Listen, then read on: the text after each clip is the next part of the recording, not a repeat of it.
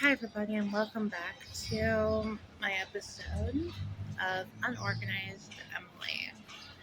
Well, it was rough yesterday, to say the least. I did have three meetings excuse me, at school. I got my CSU ID, which picture looks better than my driver's license for sure. Um, but I think probably the hardest thing right now is when was yesterday. I thought I might have found a car that I was interested in. It was a staff member who was going to sell me a car. Now, lately I've been dealing with so much I can't remember the simplest of things that's very small and minuscule.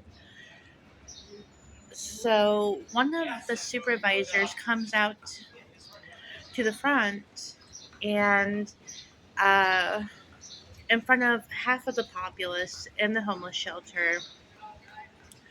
Now, this may be sensitive for YouTube, but it needs to be said and put out there. Um, I am staying at a shelter called Norma Her, as you well know.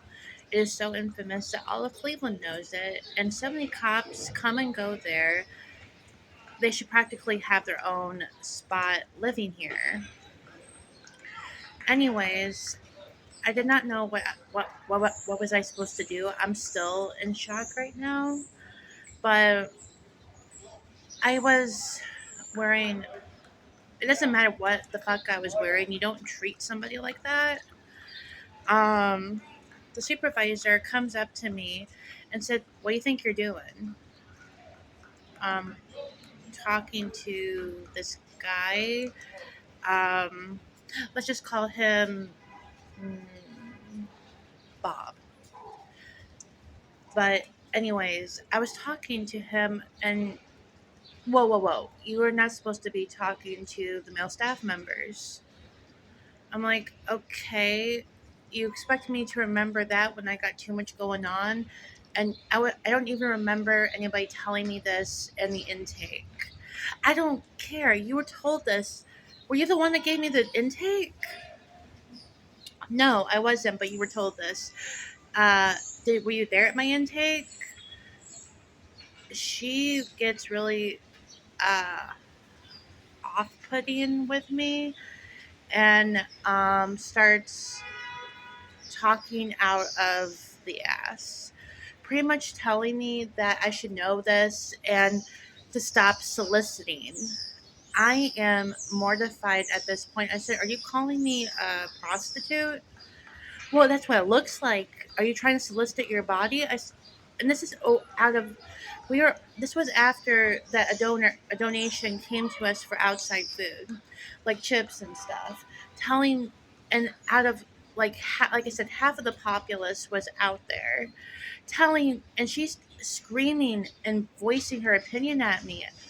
I told her, first of all, I'm married. Second of all, you don't talk to me like that. And third of all, I'm not a prostitute, ma'am. I was just trying to. He was trying to sell me his car. Meanwhile, the guy is laughing at me. I felt like I was set up, and the lady humiliates me, making me feel like that I'm the bad guy and I should know all this stuff. First of all, how am I supposed to know all this? You tell me I've only been here for a month and a half. I don't remember that simplest fact for one thing, and I've been going through so much lately that I I have better things to do than stay there. I'm only there at night. This woman gets pretty much in my face and closer to me, and I told her, I said, "You're making me very uncomfortable speaking like this to me." She says, "Well, you're making me uncomfortable by trying to solicit that body." Seriously?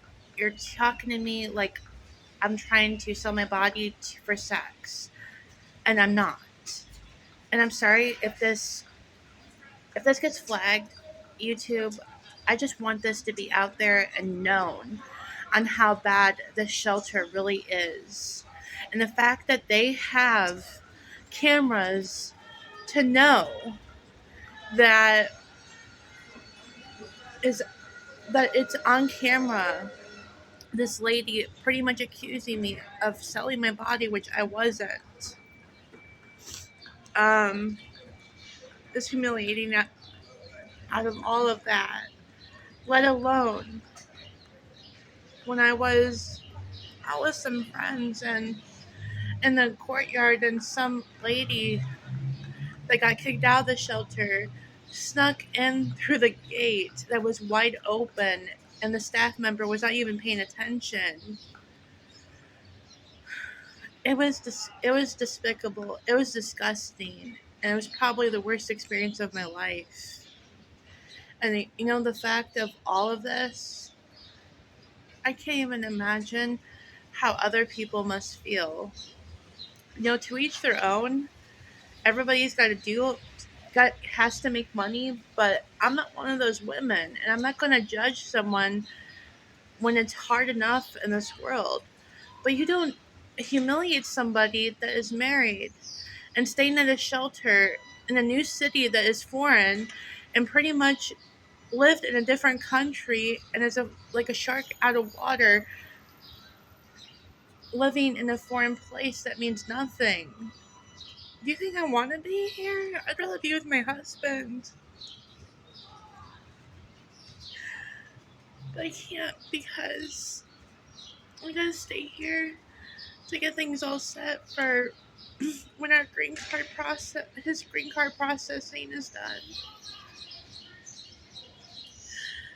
I don't get why there's wickedness in this world, but I would never judge someone and be that cruel. The only reason why I'm going back to school is because my husband encouraged me.